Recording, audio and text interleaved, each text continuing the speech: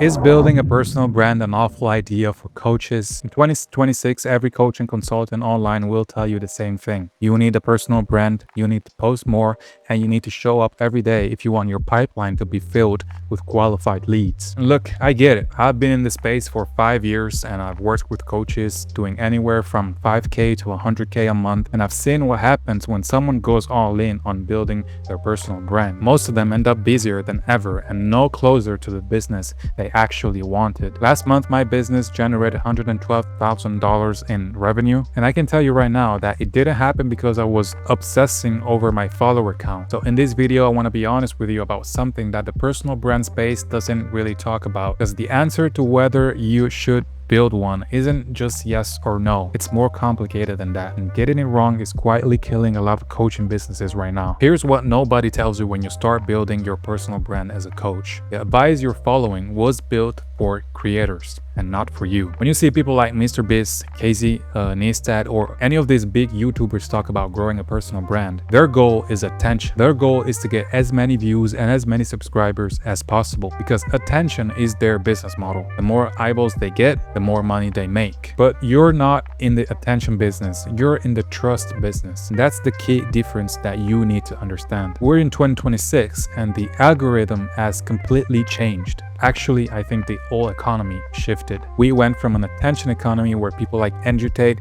would make a lot of money just by being controversial and saying crazy things online, to a trust economy where people don't care anymore about the flashy lifestyles and cars and stuff like that. Instead, what they want to see is real stuff. The market is craving authentic and real content that's relatable and actually useful. And the key difference between attention and trust changes everything about how you should be building your personal brand. See, when a creator goes all in on the building the personal brand with a creator playbook and, like posting every day and chasing trends, what they usually end up is a growing audience, yes, but one that doesn't actually convert into actual clients. You might get 10K followers in 6 months, but your bank account is empty.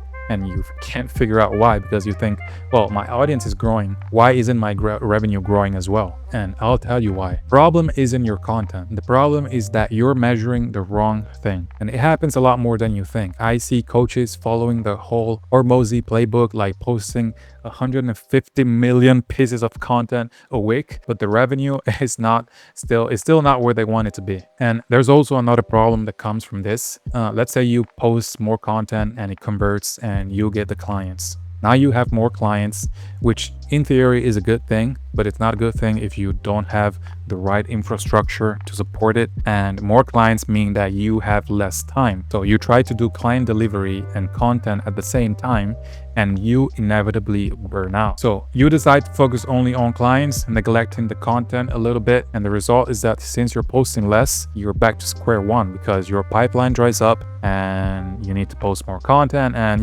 it's a circle that repeats itself. And that's because you built your business around posting content every day. So whether it's working or not working, the outcome is the same. It's a trap, and you're trying to be a content creator instead of being a business owner. So let's talk about what building it the right way actually looks like. First shift you need to make is to stop thinking about your personal brand as a content game. Start thinking about it as a trust building machine that feeds a real business. Because here's what the coaches and online businesses in general who are actually winning right now have in common. They're not posting the most, and they're not going viral or chasing the newest trend. In fact, if you go check their channels, you'll see that they're not getting as many views as they once did. Like, to be clear, I think it's a whole trend with YouTube in 2026. I think everyone's views went down. But if you check, for example, Charlie Morgan's YouTube channel, and you see his videos, you see that he's not getting as many views as he used to get a few years ago. But I'm ready to bet that his revenue didn't decrease, and it probably went up over the years. And that's because Charlie Morgan and people like him have built something that converts consistently.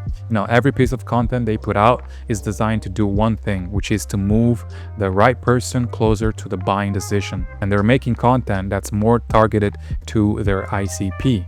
So content that solves a specific pain point to a specific person. Now, most coaches try to create content based on what they know, so giving like tips, frameworks, advice, And that stuff, it's useful and it works. But in 2026, information is a commodity due to AI, and AI can create a 10-step framework on how to scale a coaching business in like 2.9 seconds. So if your entire brand is built on sharing information, you're competing with something that could outproduce you infinitely. But the thing that AI cannot do is tell your stories. Tell a good story. The stories of the clients you've helped achieve the transformation they wanted, or the stories of what you had to go through to get to where you are, the stories of all the times you failed but you kept going. And these are your personal stories, and those are completely AI proof, because people don't want to listen to AI generated slop. They want to hear like real stories from real people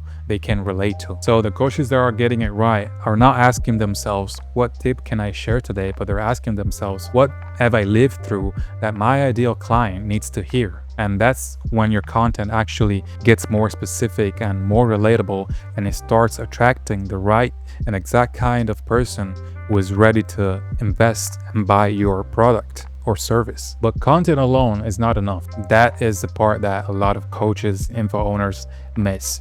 You can have the best content strategy in the world and still be trapped if the business behind it isn't built to support the growth. Because content is just the top of the machine. It brings people in, but you need something underneath it that actually converts them and delivers results without you having to do everything manually. So you have to think about it this way. Your content should be generating leads consistently. Those leads should be going into a system like a funnel, nurture sequence, a clear offer that does the heavy lifting of converting them. At least that's my business that's like to run my.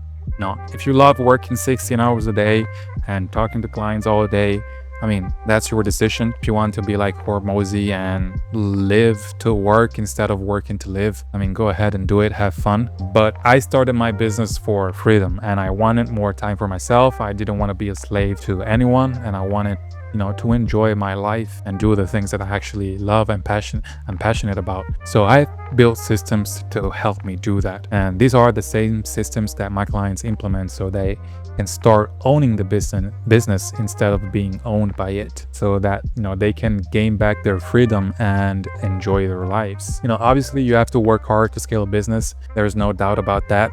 Business is not easy, and I don't want to send the message that you can just sit, relax, and your bank account will be flooded with money and without doing anything. It doesn't work that way, unfortunately.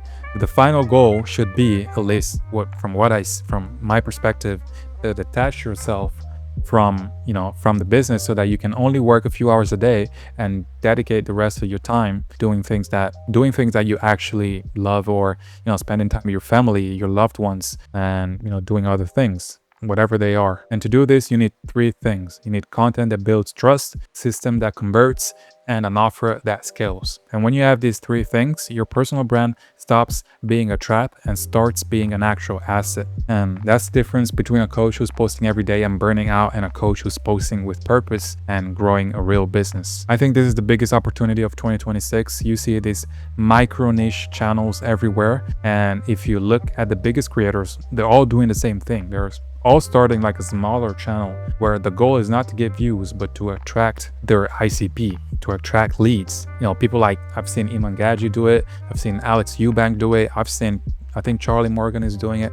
I think a lot of people, I can't remember all of them out the top of my mind, but a lot of people are doing the same thing. And if these big creators are doing the same thing, it's because it fucking works. So to answer the question that I asked at the beginning of this video, is building a personal brand an awful idea for coaches? And the honest answer is, it depends on how you build it. You build it like most coaches do, like following the creator playbook and optimizing for attention, posting without a system behind it, then yes, it's an awful idea because it's going to be a trap. But if you build it the right way, when with content that's rooted in your real stories and targeted at the right person, and a system that converts those leads without you having to manually chase everyone, and an offer that can actually scale without you working 16 hours a day, then your personal brand becomes your most valuable asset. But the key difference is that you're not chasing attention, and you're not chasing views and subscribers. You're not falling for the creator playbook. You're not trying to be a content creator, you're trying to be a business owner. And that's the difference between building a brand that owns you and building a brand that works for you. Okay, that's all for this video, and I'll see you in the next one.